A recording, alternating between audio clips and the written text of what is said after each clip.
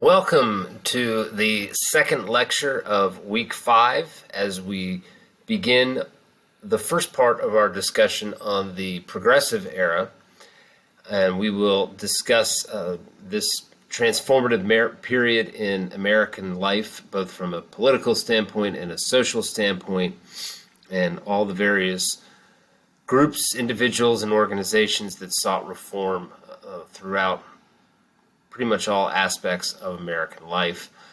We will begin today by discussing community reforms and get into labor reforms a little bit and sort of pick up with that in our final discussion of the week tomorrow, and also discuss the political reforms that accompanied this era.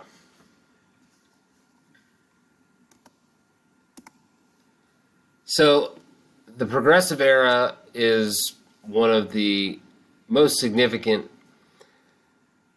time periods in American history in terms of the reform and the social change that came about and the political change that came about during this period from the 1890s to the 1920s.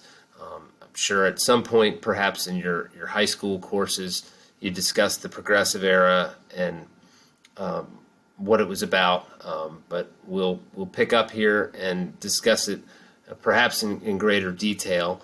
But before we get into individual components of this movement, it's important to kind of give sort of an overall look at what the general philosophy, the general beliefs of the progressives were, and who the progressives were as well. The progressives were a group of middle-class idealists who started to push for social and political change within the United States in the 1890s and continued to do so throughout the first 2 decades of the 20th century.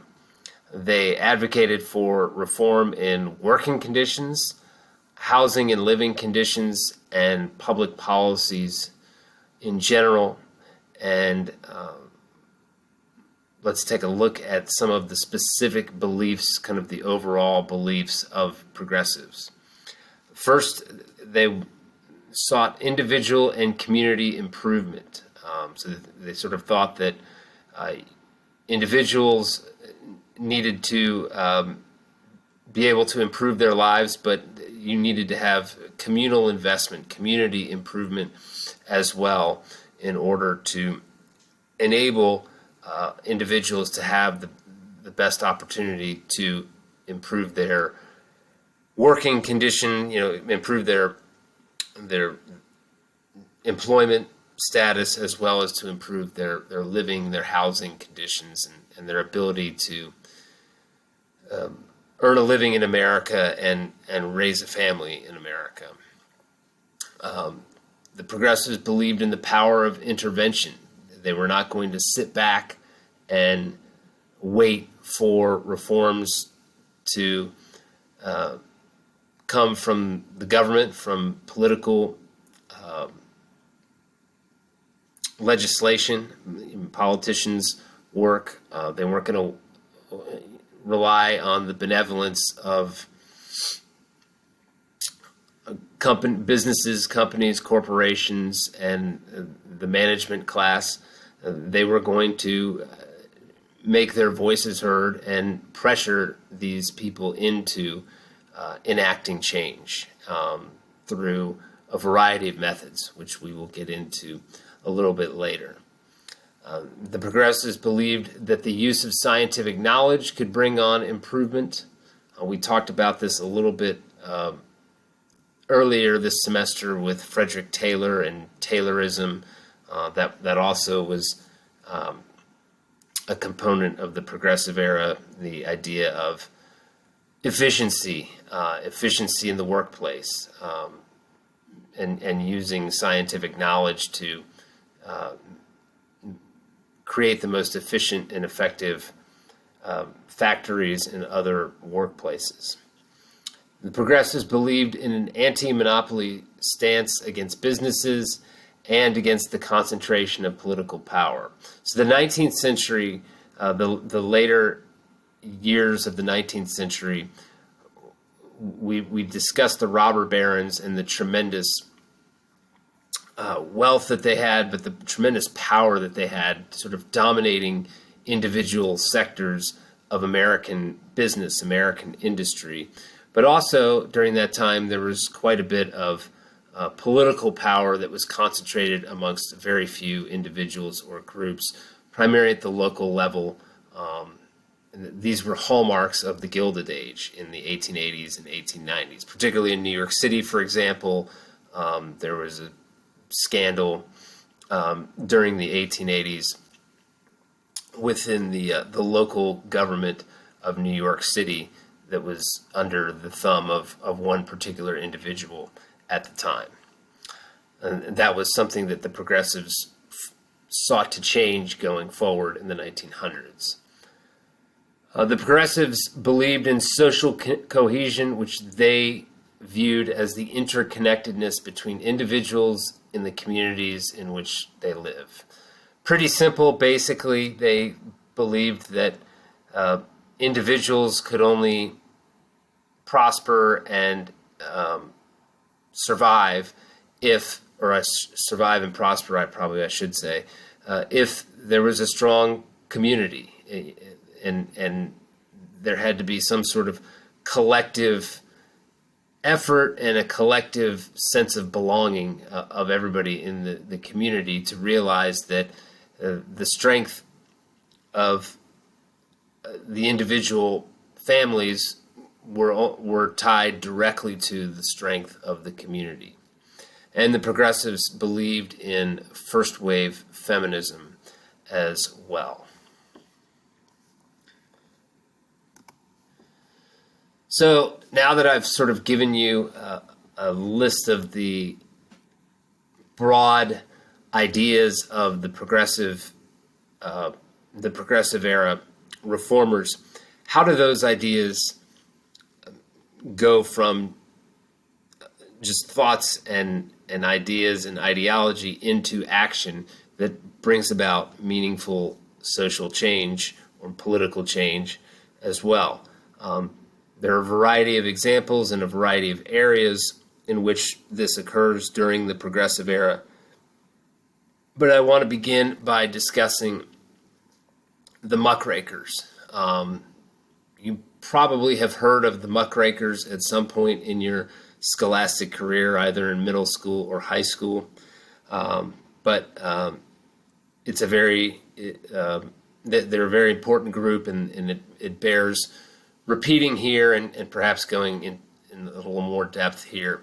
But the Muckrakers were a group of journalists and writers who exposed economic inequality in dangerous conditions in industrial factories through their work. They used their articles, their books to expose tremendous income inequality, tremendous wealth gap, but also very dangerous working conditions. And there was a group of them.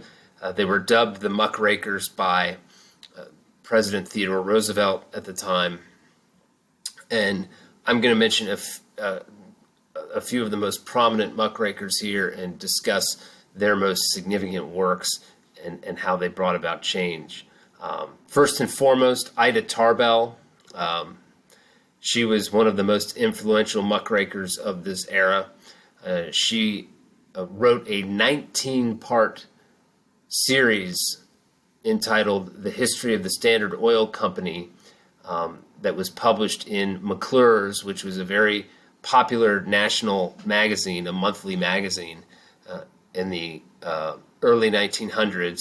And McClure's published Tarbell's series between 1902 and 1904, and it basically broke down in great detail the tactics and business practices of John D. Rockefeller, perhaps the most prominent and wealthiest of all of the robber barons. Tarbell wrote about how Rockefeller built his empire and how that empire continued to crush the competition. And basically, she concluded that the practices that Rockefeller used resulted in Standard Oil having an unfair advantage, that he didn't build his empire playing by the rules of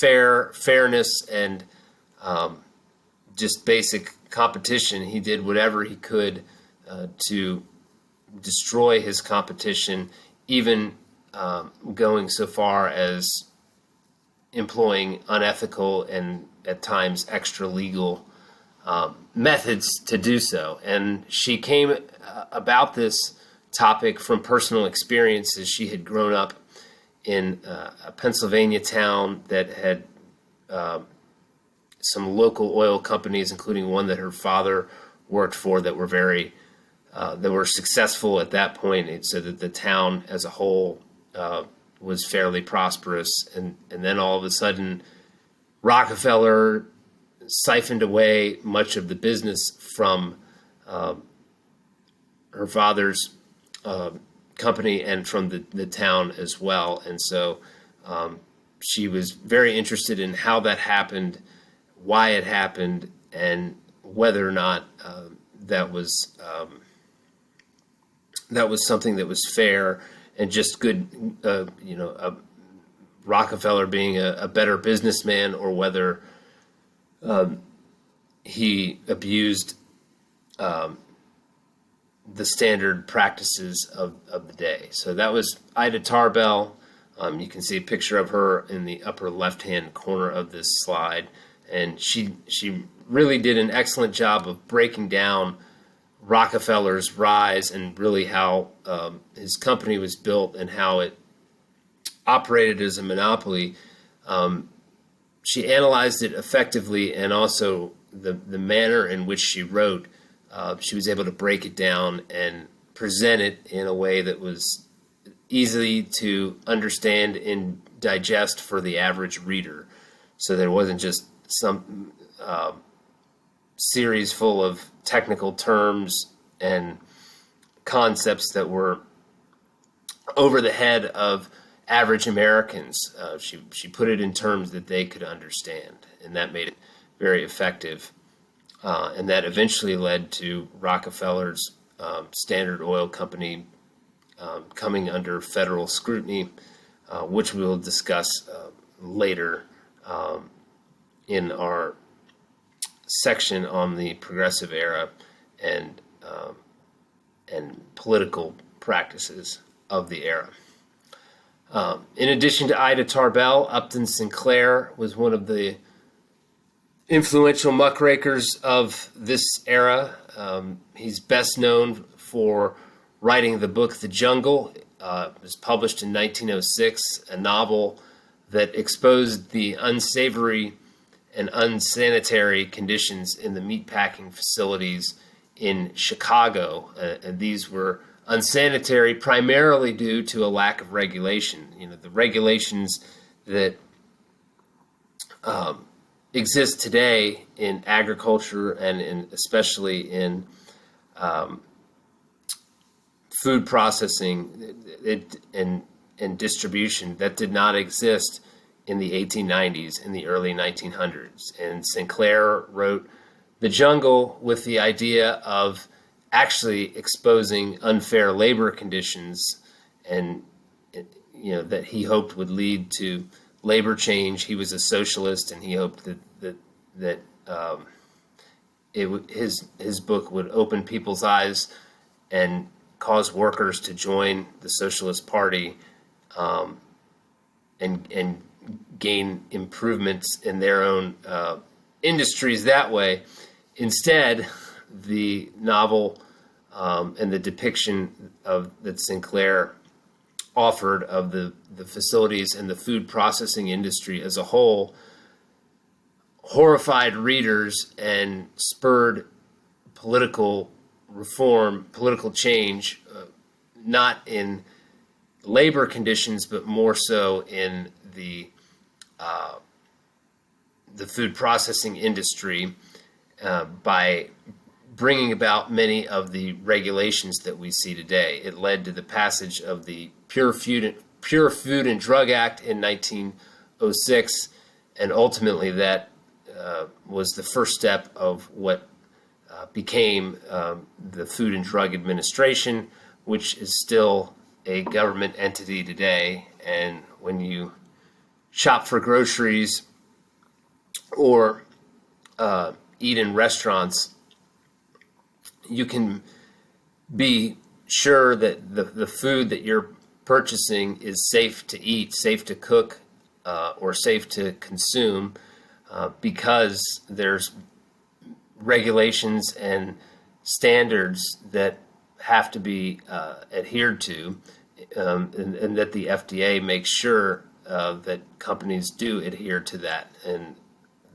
But the creation of the FDA and the Pure Food and Drug Act before that is a direct result of Upton Sinclair's book, The Jungle. It was a groundbreaking novel that really spurred quite a bit of political and economic change and changed the way America consumed food to a certain degree. So that was Upton Sinclair, published in 1906, The Jungle, an example of muckraking, even though it was not journalism per se, not in a newspaper or a magazine, and it was a fictional account as opposed to nonfiction expose. Another of the prominent muckrakers of the era was Jacob Riis. Jacob Riis predated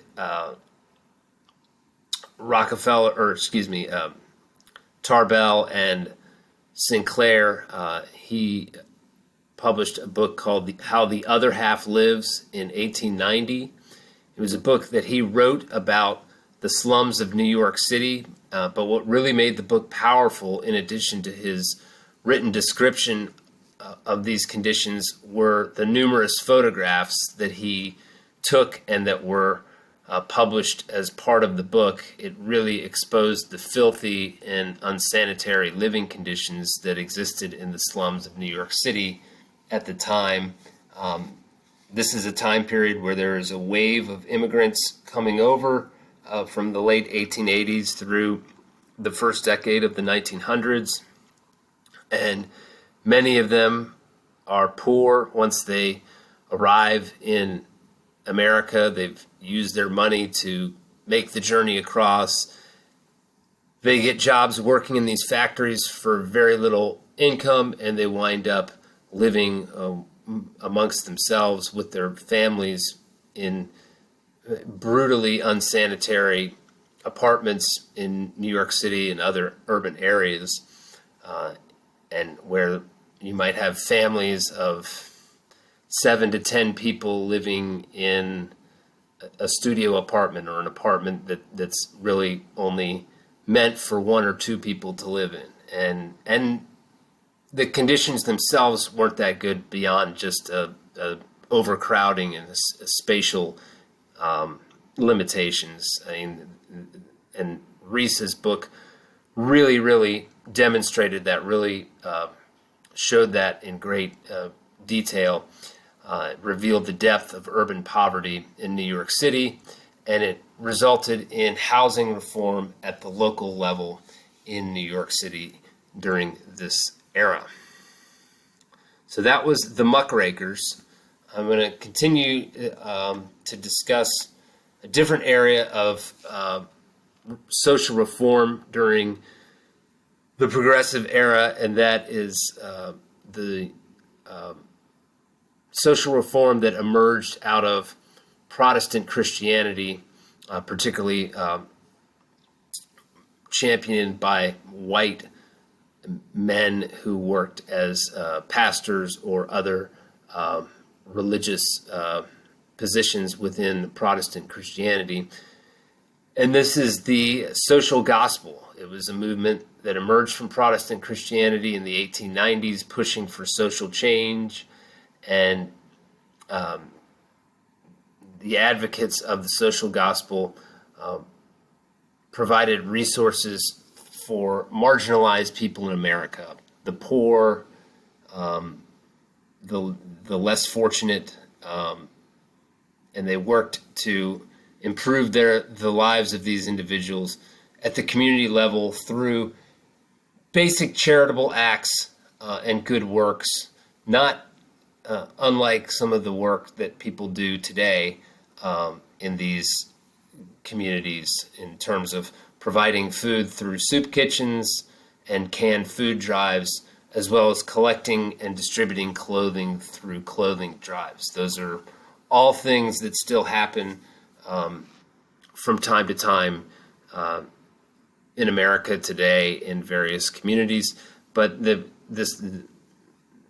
history of this, the origins of this, if you will, begin in the 1890s and the early 1900s. Again, with this overall philosophy that was a big part of the progressive era, that social reform and social communal good was necessary in order for individuals to live a good life, both in terms of their own conditions and in terms of, in this case, being a good Christian meant adhering to the social gospel. One of the major proponents of the social gospel during this time was Walter Rauschenbusch. Rauschenbusch was a pastor of a German Baptist church in New York City, and he subscribed to the idea of the social gospel, and he particularly articulated exactly how he viewed the social gospel, that it was a Christian duty for individuals to work toward making society a place that was sort of similar to the kingdom of God, that in order to adhere to the standards of the kingdom of God, Rauschenbusch argued that people must practice social salvation in addition to individual salvation. And this meant that they needed to be devout and faithful followers of God and live by Christian ideals in their personal lives, but also that they had a responsibility to work for that same type of Christian ideals to uplift communities and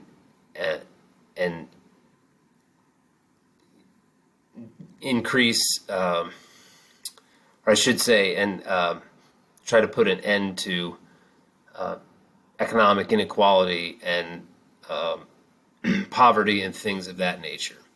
Rauschenbusch and his followers sought many of the same reforms that labor unions of the 1870s and 1880s that we discussed last week, the American Federation of Labor and the Knights of Labor before them, in terms of laws against child labor, safer, better working conditions, and shorter work weeks. Those were all things that had been promoted a decade or two before the social gospel comes into play in the late 1890s, late 1890s, early 1900s. Walter Rauschenbusch, perhaps the most prominent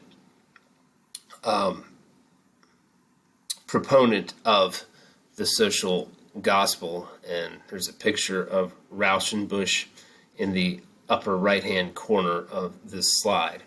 It's important to remember when we think about the social gospel and the folks that championed the social gospel, that it was a largely white male group, that these were white men, and as such, they were not pushing for comprehensive social change across all avenues and all groups of society. For example, they did not promote women's suffrage or really any significant women's rights. That was something that they just didn't really consider, and certainly didn't work to improve in any way, shape, or form. They also did not seek reforms that would have benefited minority groups such as African Americans and Native Americans at this time. So they were pretty much white men with a limited view of social reform, because they were coming at it from the perspective of their own personal experience and seeing other white men living in abject poverty, and they wanted to try to help them as best they could in any way they could.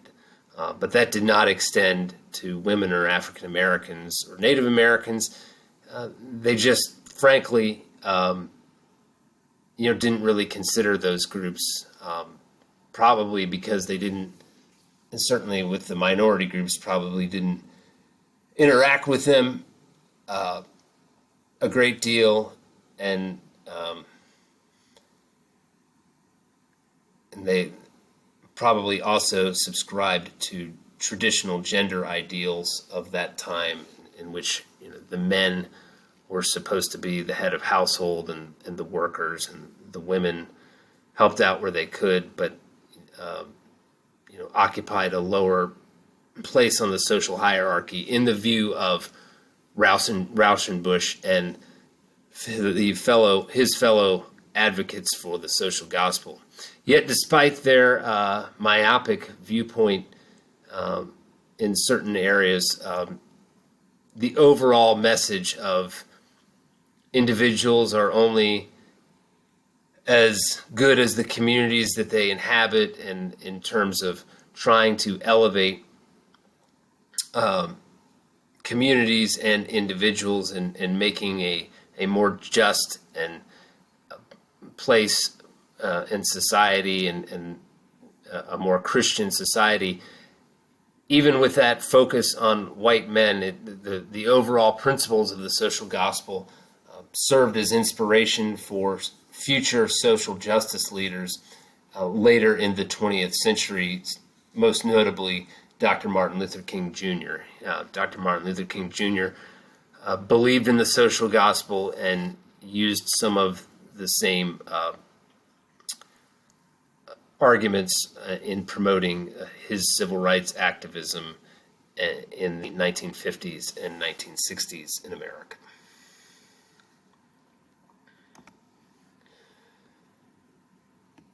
And now we'll move on to women's activism.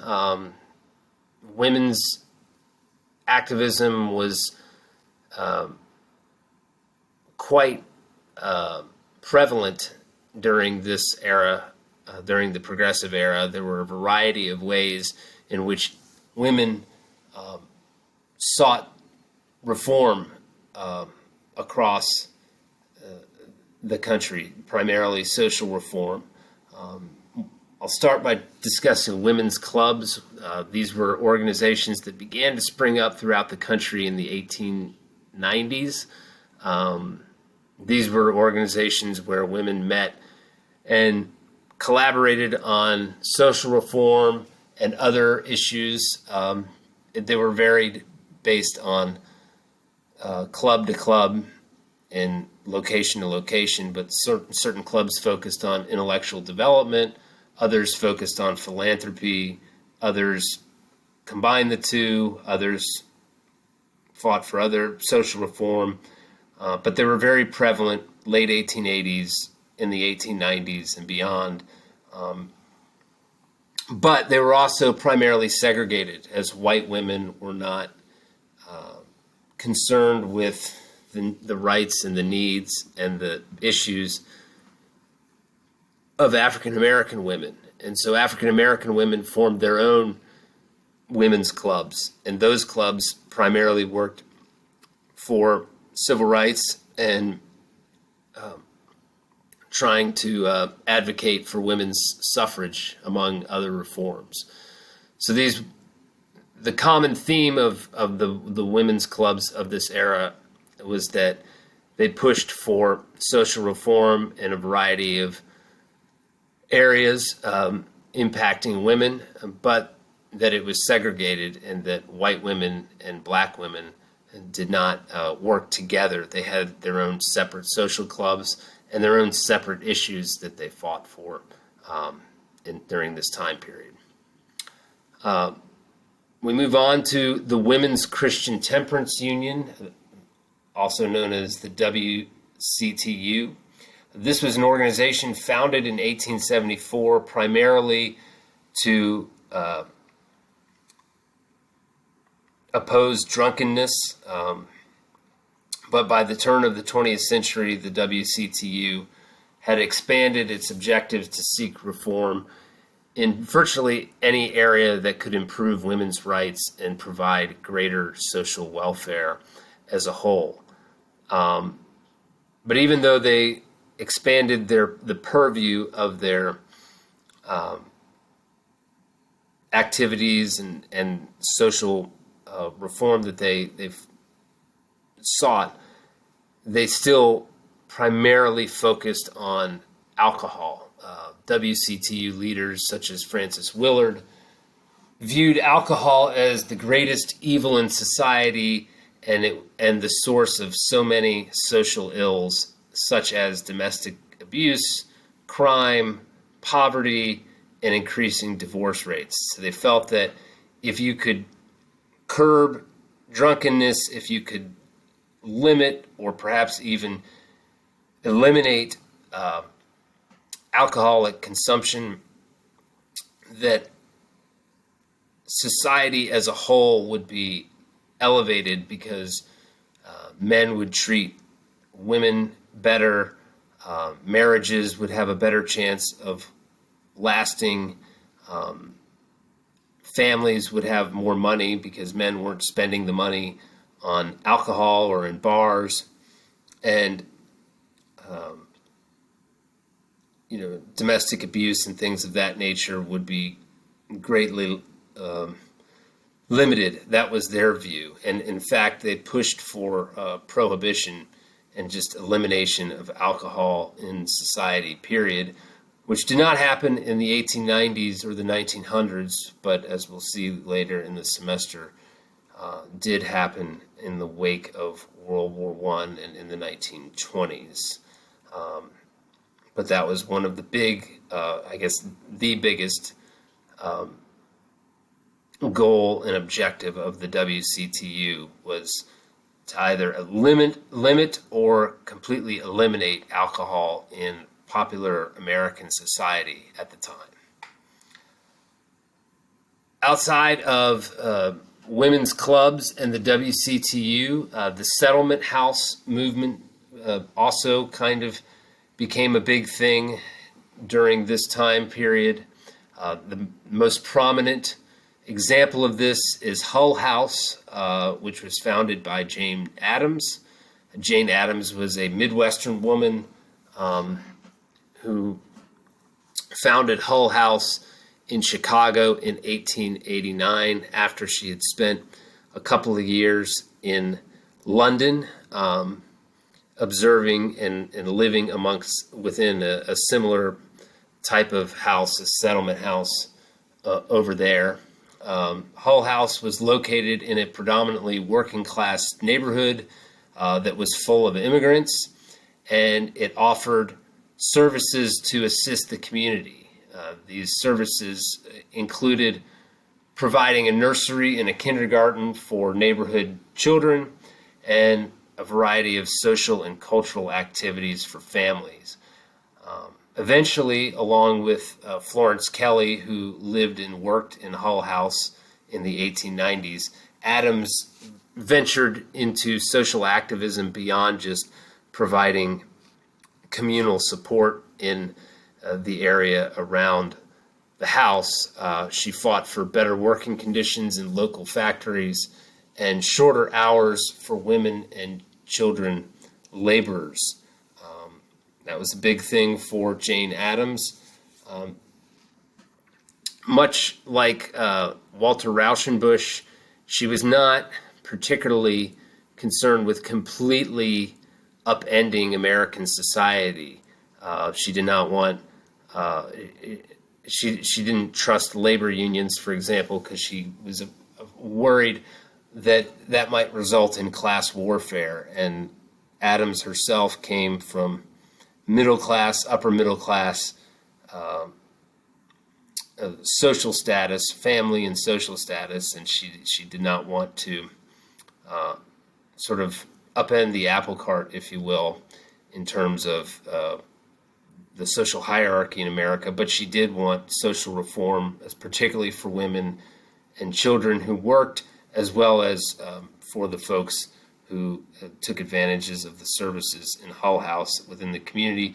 And she later, as the 20th century continued, she became an outspoken critic of militarism and America's entry into World War I. She, quite frankly, felt that the money and resources that the U.S. government spent in its military endeavors would be better spent on social reform and uplifting individuals and families out of poverty.